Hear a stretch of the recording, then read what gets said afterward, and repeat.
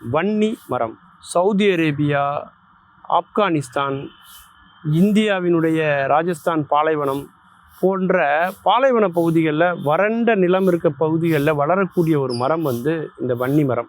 வன்னி மரத்தை மாதிரி ஒரு சிறந்த மரம் உலகத்திலே இல்லை அப்படின்னு நம்ம சொல்லலாம். எதனால் அப்படின்னாக்கா, எந்த விதமான வறட்சியும் தாங்கி நிற்கக்கூடிய மரம் வந்து வன்னி மரம். நம்ம தமிழகத்தினுடைய மாநில மரமாக இருக்கக்கூடிய பனைமரம் வந்து அதே போல் வறட்சியை தாங்கி வரக்கூடிய மரம் தான்.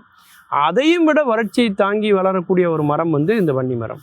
இன்றைக்கும் தஞ்சையில் ராஜராஜ சோழனால் எழுப்பப்பட்ட தஞ்சை பெருவுடையார் கோயில் இருக்கு இல்லையா, அந்த கோயிலுடைய தல விருட்சம் எது அப்படின்னா வன்னி மரம் தான். அது மட்டும் இல்லைங்க, ராஜஸ்தானில் ஒரு மிகப்பெரிய ஒரு வறட்சி ஏற்படுகிறது. அப்போது அங்கே எல்லா தாவரங்களும் தாக்குப்பிடிக்க முடியாமல் வந்து விழுந்துருது. ஆனால் அந்த 8 ஆண்டுகால வறட்சியும் தாங்கி கொண்டு அங்கே உயிர் வாழ்ந்த ஒரே மரம் எது அப்படின்னா வன்னி மரம் தான். அந்த 8 ஆண்டு காலமும் அந்த ராஜஸ்தான் மக்களுக்கு உணவாகவும் இருந்தது எதுனா இந்த வன்னி மரம் தான். அந்த மரத்தினுடைய பட்டை, அதிலிருந்து கீழே விழக்கூடிய அந்த கிளைகள், அதையெல்லாம் எடுத்து தான் வந்து விறகாக சாதம் சமைப்பதற்கு அடுப்புக்கு வந்து எரிபொருளாக அவங்க பயன்படுத்தினாங்க. அந்த மரத்தினுடைய பூ, இலை, காய் அதைத்தான் வந்து உணவாக உட்கொண்டு அந்த மக்கள் அந்த பஞ்சத்திலிருந்து உயிர் பிழைத்து வந்தார்கள். அதை கேள்விப்பட்ட அன்றைய மன்னர் என்ன பண்ணுறாரு அப்படின்னாக்கா, சாம்போஜி என்பது அந்த மன்னருடைய பெயர். அவர் என்ன பண்ணுறாருன்னா, அந்த நம்ம நாட்டு முழுக்க இந்த மரத்தை நடுவோம் அப்படின்னு முடிவு பண்ணி ராஜஸ்தான் மாநிலம் முழுக்க அந்த மரத்தை நடுறதுக்காக மக்களுக்கு வந்து அவர் தெரிவிக்கிறார். அதனால் அந்த மக்கள் என்ன பண்ணுறாங்கன்னா, அந்த வன்னி மரத்தை நிறைய இடங்களில் உருவாக்கி வன்னி மர காடுகளை வந்து அவங்க உருவாக்கிட்டு இருக்காங்க.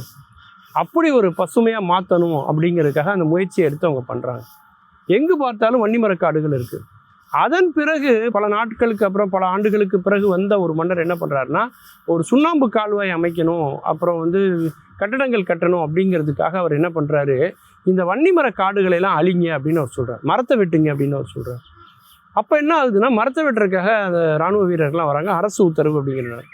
அப்போ அந்த மக்கள் என்ன சொல்கிறாங்கன்னா, இந்த மரத்தை வெட்டாதீங்க, இதுதான் வந்து வறட்சியை தாங்கி வளரக்கூடிய ஒரு மரம் அப்படின்னு அவனுடைய சிறப்புகளை எல்லாம் வந்து அவங்க வந்து சொல்கிறாங்க. அப்போ என்ன ஆகுது அப்படின்னாக்கா, அந்த மரத்தை வெட்டுறதுக்காக அவங்க வரும்பொழுது அதை தடுத்து நின்று அந்த மக்கள் வந்து எங்களை வெட்டிட்டு அந்த மரத்தை வெட்டுங்க அப்படிங்கிறாங்க. அந்த அளவுக்கு அந்த மரம் வந்து வணங்கப்படக்கூடிய தெய்வமாக மாறுகிறது. இன்றைக்கும் தமிழகத்தில் வந்து பார்த்திங்கனாக்கா, ஒரு குறிப்பிட்ட இனத்தை சார்ந்த மக்களுக்கு வந்து வணங்கக்கூடிய ஒரு மரம் எது அப்படின்னு பார்த்தீங்கன்னாக்கா இந்த வன்னி மரம் தான்.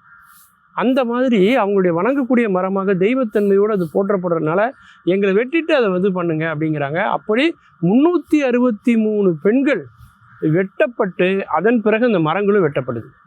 இந்த சம்பவம் வந்து வரலாற்றில் ஒரு மிக முக்கியமான ஒரு கருப்பு தினமாக பார்க்கப்படுது.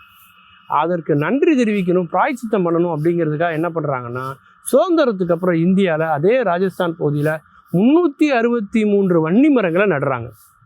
அந்த 363 வன்னி மரங்களை நட்டுட்டு அந்த வன்னி மரத்தினுடைய பெருமை உலகத்துக்கு தெரியணும் அப்படிங்கிறதுக்காக வன்னி மரத்தினுடைய படம் பொதித்த ஒரு அஞ்சல் தலையை வந்து இந்திய அரசாங்கம் வந்து வெளியிடுது. அந்த அளவுக்கு ஒரு போற்றப்படக்கூடிய ஒரு மரமாக அந்த வன்னி மரம் வந்து விளங்குது. வன்னி மரத்தில் அப்படி என்ன இருக்குது?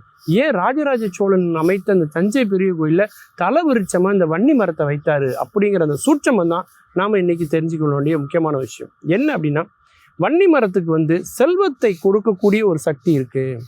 அந்த வன்னி மரத்தில் வந்து பார்த்திங்கன்னா இலைகள்லாம் இருக்கு இல்லையா, அந்த இலைகளை வந்து நம்ம வைத்துக்கொள்வதன் மூலமாக செல்வத்தை பெருக்கக்கூடிய பல சூட்சமங்கள் இருக்குது அப்படிங்கிறத பிற்காலத்தில் அவங்க வந்து கண்டுபிடிச்சிருக்காங்க.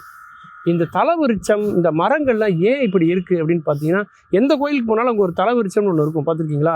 அதில் என்ன தெரிஞ்சுக்க வேண்டிய விஷயம் என்ன தெரியுங்களா? ஒரு காலத்தில் மரத்தை தான் மக்கள் வணங்கி இருக்கிறாங்க, மரத்துக்கு வழிபாடு பண்ணியிருக்கிறாங்க. மரத்துக்கு வழிபாடு பண்ணணும்னா மரம் பெருசாக இருக்கும் இல்லையா, அப்போ அவங்களால முழுமையாக அவங்க நினைக்கிற மாதிரி வழிபாடு பண்ண முடியலைங்கிறனால அந்த மரத்துக்கு கீழே ஒரு கல்லை வச்சு அந்த கல்லுக்கு வழிபாடு செஞ்சுருக்காங்க. அந்த கல் வழிபாடு என்ன ஆயிருக்கு, அதன் பிறகு விக்கிரகமாக மாறி இருக்கு. அதுக்கப்புறம் அந்த தலைமுறை என்ன செஞ்சுருக்காங்கன்னா, இப்பேற்பட்ட சிலை இருக்கே, சாமி சிலை இருக்கே, அது வந்து பகலில் இரவில் வெயில் மழையெல்லாம் நனையுது அப்படின்னு அதுக்கு ஒரு கட்டடம் கட்டுவோம்னு நினச்சி தான் கோயில் அப்படிங்கிற அமைப்பு அதுக்குள்ளே வந்திருக்கு. கோயில் அமைப்பு வரும்போது இந்த மரத்தை வெட்டிட்டு கோயிலை கட்டியிருக்கிறாங்க. அங்கே சிலை பிரதானமாக மாறிடுச்சு, மரம் வந்து தள்ளி போயிடுச்சு. அதனால தான் இன்றைக்கும் பாருங்கள், எந்த பிரசித்தி பெற்ற கோயில்கள்லையும் தலவிருச்சம்னு ஒன்று இருக்கும். என்ன அர்த்தம்னா, ஒரு காலத்தில் மரத்தை வணங்கி இருக்கிறார்கள், மர வழிபாடு தான் இருந்திருக்கு. இன்றைக்கும் பாருங்கள், வன்னி மரத்துக்கு கீழே விநாயகர் இருப்பார். நமக்கு ஏதாவது பிரச்சனைனா அந்த வன்னி மரத்தை வந்து ஒரு 21 சுற்றிட்டு அப்படிம்பாங்க. என்ன அர்த்தம் தெரியுங்களா? நமக்கு ஏதாவது பிரச்சனை இருக்குன்னா அது நம்முடைய ஆறால் இருக்கும், நம்ம சுற்றி இருக்கக்கூடிய அந்த உயிர் வட்டம் ஒளி வட்டத்தில் இருக்கும். அப்போ அவங்க அத்தனை அந்த மரத்தை சுற்றிட்டு வரும்போது அந்த மரம் என்ன செய்யுதுன்னா, இதை கிளென்சிங் பண்ணி இந்த பிரச்சனையை நம்ம ஆறாலேருந்து எடுத்து விடுது. அதுக்கான தீர்வு அது கொடுக்குறதுனால அந்த கோயிலுக்கு போனால் இந்த மரத்தை சுற்றினா எனக்கு சரியாயிடுச்சு அப்படின்னு சொல்கிறாங்கன்னா, அப்பேற்பட்ட அறிவியல் அந்த மரத்தில் ஒளிந்திருக்கிறது. அப்பேற்பட்ட தெய்வீக தரு நம்முடைய வன்னி மரம். மீண்டும் பல புதிய தகவல்களோடு, அதில் அறியப்படாத பக்கங்களோடு உங்களை சந்திக்கிறேன். நன்றி, வணக்கம்.